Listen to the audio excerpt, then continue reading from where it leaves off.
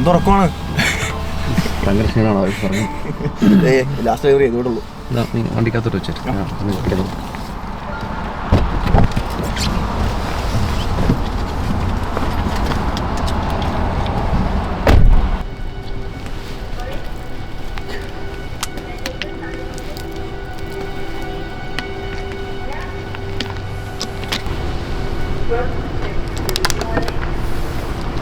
ഇന്നലെ അടിയായിരുന്നോ? ചെറുതായിട്ട്. ഇതെപ്പോ തുടങ്ങി? പിന്നെ ഇങ്ങനെ പോണ് കാര്യങ്ങളെല്ലാം. പിന്നെ തിരക്കാണ് കടയിൽ. ഇപ്പൊ ഒന്നും കുറഞ്ഞു, അതായിരിക്കും ബ്രേക്ക് കിട്ടിയത്. ആണോ? പഠിത്തം എങ്ങനെ പോകുന്നു? കഴിഞ്ഞു. ലാസ്റ്റ് സെമസ്റ്റർ ആയിരുന്നു. സെമിൻ്റെ എല്ലാം കഴിഞ്ഞു. ഇനിയിപ്പം ഫുൾ ടൈം ജോലി.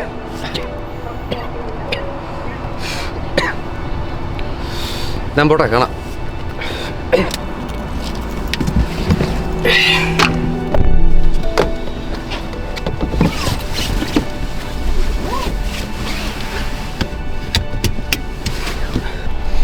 ഡിസബിലിറ്റി ഉള്ള കസ്റ്റമറാണ്. അപ്പോൾ ഉള്ളിൽ കയറ്റി വെക്കണം. ഇൻസ്ട്രക്ഷൻ ഉണ്ട്. എല്ലാ പേപ്പറിനകത്തില്ലേ? അഡ്രസ് അടക്കം സീറ്റിലുണ്ട്. ഓക്കെ, ശരി എന്നാൽ.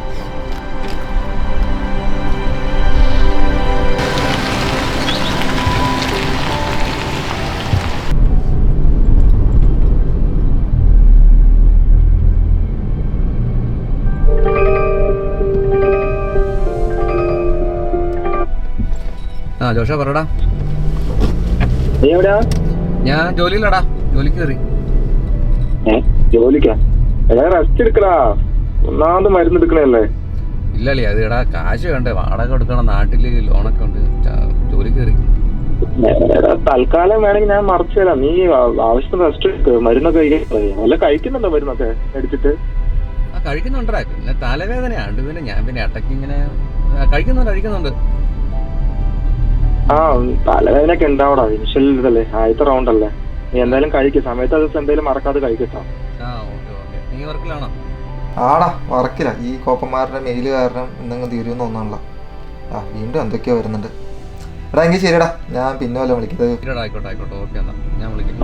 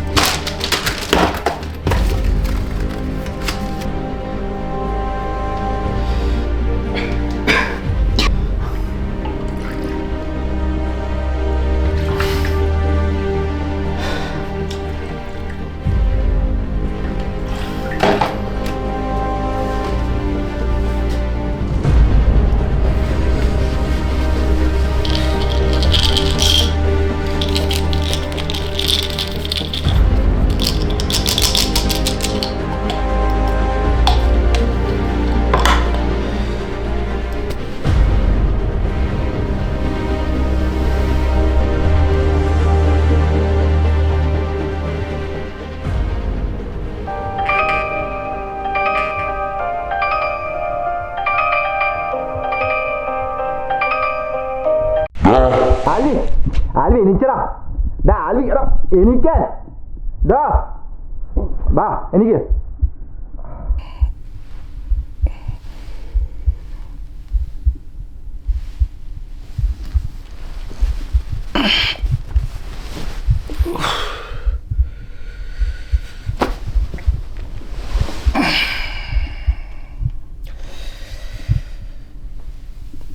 നീ എന്താ രാവിലെ തന്നെ? രാവിലെയാ? എടാ വൈകിട്ട് 4 മണിയാടാ, ഇതുവരെ എനിക്കാറായിട്ടില്ല നിനക്ക്. നിന്റെ ഫോൺ എന്തി? 2 ദിവസമായി കിടന്ന് വിളിക്കണു, എന്തെങ്കിലും ഒരു റെസ്പോണ്ട് ഉണ്ടോ? 2 ദിവസമോ? ഞാൻ ഇന്നലെ വിളിച്ചതല്ലേ. എടാ നീ എന്നെ വിളിച്ചത് വെള്ളിയാഴ്ച ഇടവർക്കാ, ഇന്നിപ്പോൾ ഏതാ? ഇന്ന് ഞായറാഴ്ച ദിവസം. ഒരു ബോധമല്ലേ? ഞായറാഴ്ചയോ? നീ വന്നേ. ആൽവി നീ നിന്നേ, നീ കാര്യം പറ. നീ എങ്ങോട്ടേ ഓടണേ? നീ എന്താ കാര്യം എന്ന് പറ. രാജോഷ, നമ്മൾ സംസാരിച്ചില്ലേ, അത് കഴിഞ്ഞിട്ട് ഞാൻ ഫുഡ് ഡെലിവറി ചെയ്യാൻ പോയി.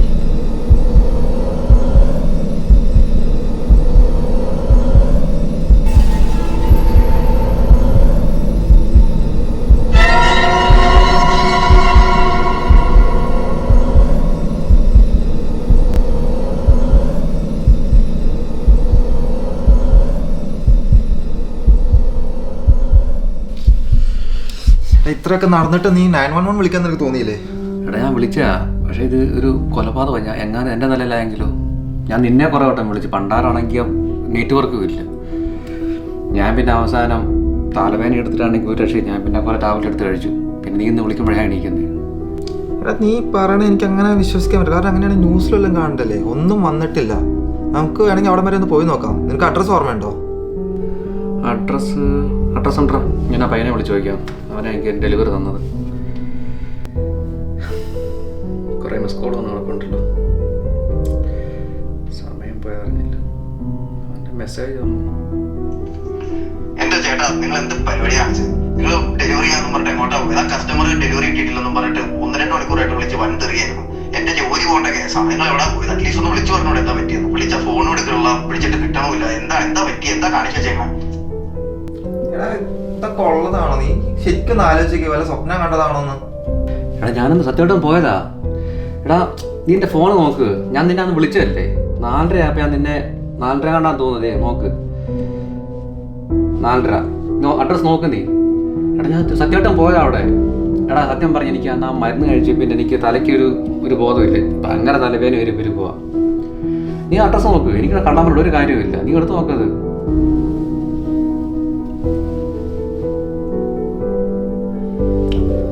എടാ അഡ്രസ് ഓക്കെയാണ്, നീ പോയതുമായിരിക്കും. പക്ഷെ നേരത്തെ പറഞ്ഞ ന്യൂസ് പേപ്പർ അറ്റ്ലീസ്റ്റ് ടിവിയിലെന്തെങ്കിലും ന്യൂസ് കാണിക്കണ്ടെങ്കിൽ ഒരു മർഡർ നടന്നിട്ടുണ്ടെങ്കിൽ ഇതൊന്നുമില്ല. എടാ പക്ഷെ ഞാൻ കണ്ടതാ. എനിക്കിപ്പോൾ നിന്നോട് കള്ളം പറഞ്ഞിട്ട് വല്ല കാര്യമുണ്ടോ? എന്തെങ്കിലും കാരണം കാണുമായിരിക്കും. ടി വിയിലോ ന്യൂസ് പേപ്പറിൽ വരാത്ത എന്തെങ്കിലും ഒരു കാരണം കാണുമായിരിക്കും. നമുക്ക് ചുമ്മാ പോയി നോക്കിയല്ലോ അവിടെ വരെ. എടാ സമ്മതിച്ചു, നീ ചിലപ്പോൾ നീ ശരിയായിരിക്കും, നീ പറഞ്ഞതൊക്കെ ശരിയായിരിക്കും. പക്ഷെ നിനക്ക് ആവശ്യത്തിൽ കൂടുതൽ പ്രശ്നങ്ങളില്ല ഇപ്പം. ഇനി അതിൻ്റെ പുറകെ ഈ ഇതിങ്ങനെ വലിച്ചു കയറ്റിട്ടാണോ നിനക്ക്? വേണ്ട, വിട്, അത് കഴിഞ്ഞു. എടാ സംഭവിച്ചാൽ എന്നാലും എൻ്റെ ഒരു മനസ്സമാനത്തിന്. എടാ നീ പറഞ്ഞ പോലെ ഇപ്പോൾ നടന്നിട്ടില്ലെങ്കിൽ എൻ്റെ ഒരു ഇതായിരിക്കത്തില്ലേ. ഒന്ന് കൺഫേം ചെയ്യാൻ നമുക്കൊന്ന് ഒരു പ്രാവശ്യം പോയി നോക്കാം. ജസ്റ്റ് പോയിട്ട് പെട്ടെന്ന് പോരാൻ നോക്കാം. നിൽക്കൊന്നും വേണ്ട, ജസ്റ്റ് പോയിട്ടെങ്കിൽ പെട്ടെന്ന് പോരാം. നിനക്ക് വരാൻ പറ്റുമെങ്കിൽ ഇല്ലെങ്കിൽ ഞാൻ എന്തായാലും പോവാം. ശരി പോവാം. നീ ആദ്യം ഒന്ന് കുളിച്ച് റെഡിയാവുക. നല്ല പേക്കോലായിട്ട് ഇരിപ്പുണ്ട്. ഞാൻ പുറത്ത് പോയിട്ടാ, നീ പോരെ.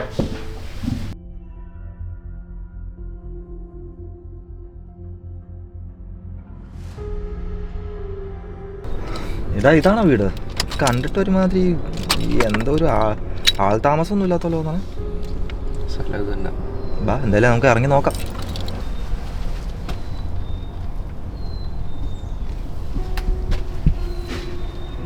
ഞാൻ കൊളുമ്പിലടിച്ച് നോക്കി.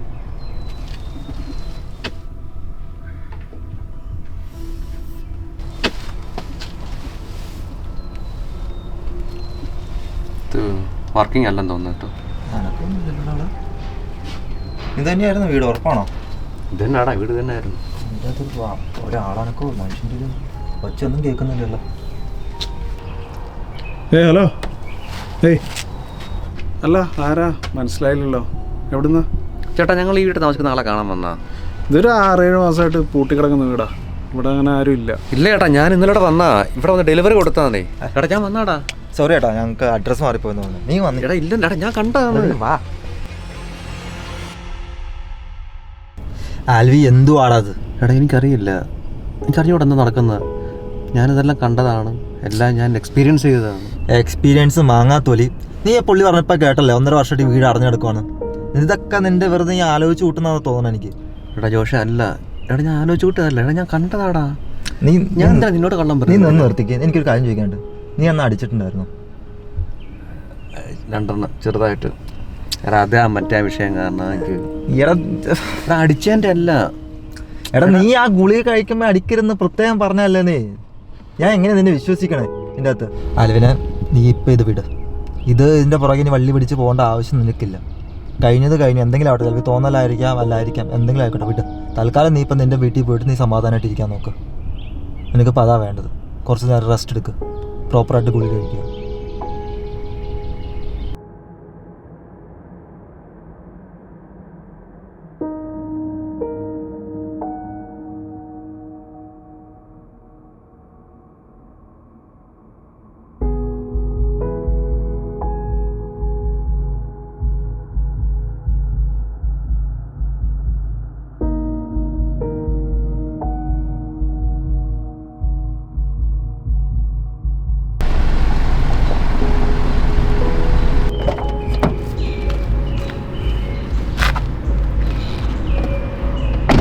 എന്താടാ ചേട്ടത്ത് കാണണമെന്ന് പറഞ്ഞേ?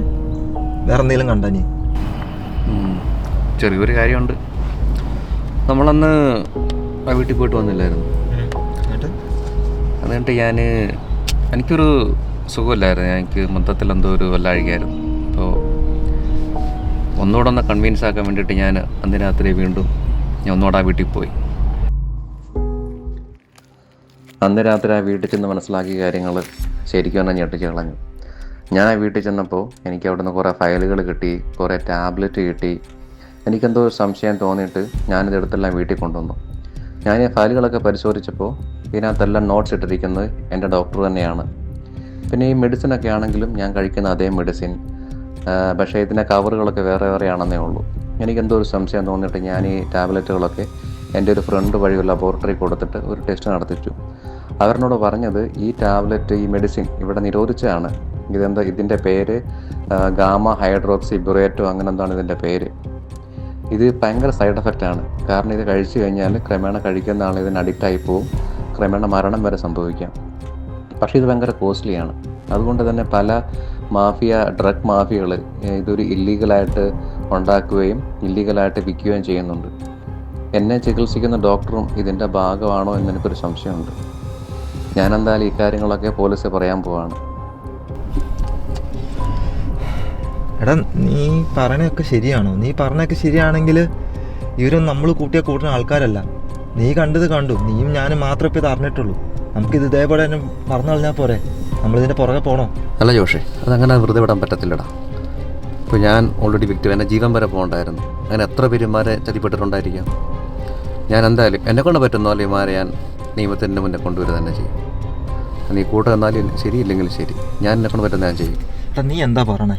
നീ എനിക്ക് എൻ്റെ സ്വന്തം കൂടപ്പുറപ്പോലെ. ഞാൻ ഇങ്ങനെ ഒരു കാര്യത്തിൽ നിൻ്റെ കൂടെ നിൽക്കില്ലെന്ന് എനിക്ക് തോന്നുന്നുണ്ടോ? ഞാൻ എന്തായാലും നിൻ്റെ കൂടെ ഉണ്ടാവും. പക്ഷെ നീ എടുത്തടിയൊന്നും ചെയ്യരുത്. ഞാൻ എൻ്റെ പരിചയത്തിൽ ഒരു ഓഫീസറുണ്ട്, ഞാൻ പുള്ളിനെ ഒന്ന് വിളിച്ചു നോക്കട്ടെ, ഇതിൻ്റെ കാര്യങ്ങൾ എങ്ങനെയൊക്കെയാണെന്ന് അറിഞ്ഞതല്ലോ.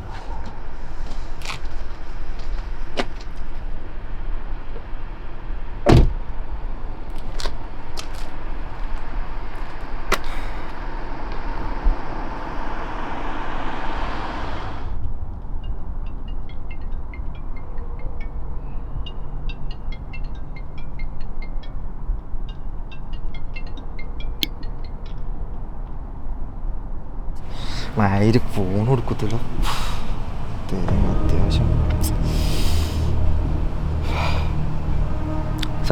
സാറത് എവിടെയാ? അവനെല്ലാം മനസ്സിലായിട്ടുണ്ട്, എന്തൊക്കെയോ തെളിവൊക്കെ കിട്ടിയിട്ടുണ്ട്. ഇവനെയും തീർക്കാനാണെങ്കിൽ പെട്ടെന്നാവണം. എവിടെയെങ്കിലും എത്തിക്കണമെങ്കിൽ ഇപ്പോൾ പറ, എനിക്ക് എത്തിക്കാൻ പറ്റും. അതല്ല പെട്ടാ ഞാൻ എന്തായാലും എന്നെക്കൊണ്ട് വയ്യ.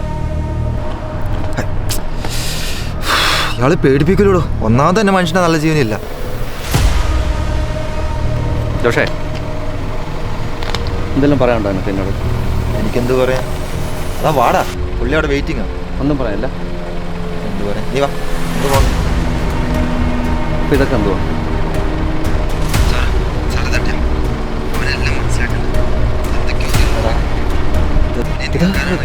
സാറിന്റെ ഫോൺ നീ ആ ട്രങ്കം തുറന്നു നോക്കി.